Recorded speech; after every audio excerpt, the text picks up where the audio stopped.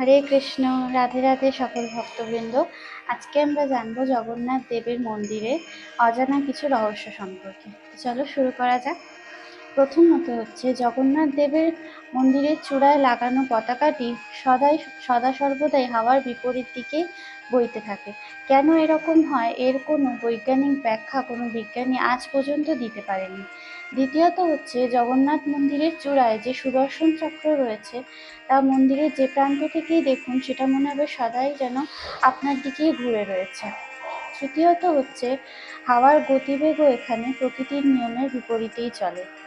যেমন ধরুন, সাধারণত সকালবেলা হাওয়া সমুদ্রের দিক থেকে তটের দিকে প্রবাহিত হয় এবং সন্ধ্যের পর হাওয়া তটের দিক থেকে সমুদ্রের দিকে প্রবাহিত হয়, কিন্তু পুরীর মন্দিরের ক্ষেত্রে তা একদমই উল্টো।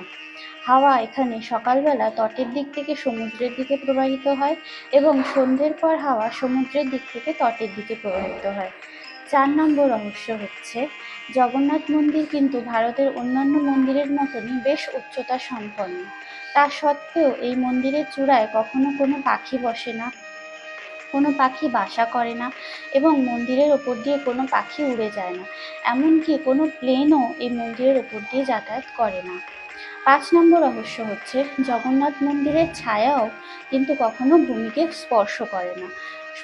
সূর্যোদয় থেকে শুরু করে সূর্যাস্ত পর্যন্ত কেউই কখনো জগন্নাথ মন্দিরের ছায়া মাটিতে পড়তে দেখেনি। 6 নম্বর রহস্য হচ্ছে জগন্নাথ দেবের মন্দির সমুদ্র তটে অবস্থিত হওয়া সত্ত্বেও এই মন্দিরের ওপর দিয়ে বহু ঝড়, বহু সামুদ্রিক সুনামির জলোচ্ছ্বাস এই মন্দিরে এসে আছড়ে পড়েছে, কিন্তু তা সত্ত্বেও এই মন্দিরের কোনো ক্ষতি করতে পারেনি। 7 নম্বর রহস্য হচ্ছে জগন্নাথ দেবকে নিত্য প্রতিদিন নানা রকমের ব্যঞ্জন ভোগ হিসেবে নিবেদন করা হয়।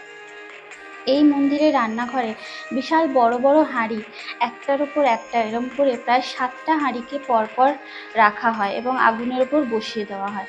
কিন্তু অবাক করার বিষয় হলো সবার প্রথমে ওপরের হাঁড়ির ভোগই কিন্তু আগে রান্না হয় এবং ভোগ রান্নার সময় কোনো ভোগ নষ্ট হয় না, পুড়ে যায় না।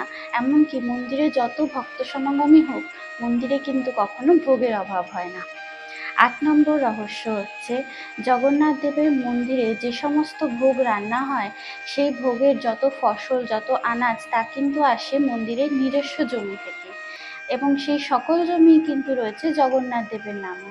আর এই সকল জমির চাষের ফসল কিন্তু কখনো ক্ষতি হয় না।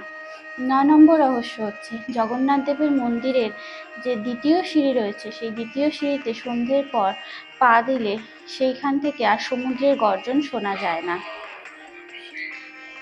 10 নম্বর রহস্য হচ্ছে যেটা সব থেকে অবাক করার ব্যাপার, সেটা হচ্ছে জগন্নাথ, বলরাম এবং সুভদ্রার নবকলেবর অনুষ্ঠান। এই নবকলেবর অর্থাৎ জগন্নাথ, বলরাম এবং সুভদ্রাকে নতুন শরীর বা কলেবর প্রদান করা হয়।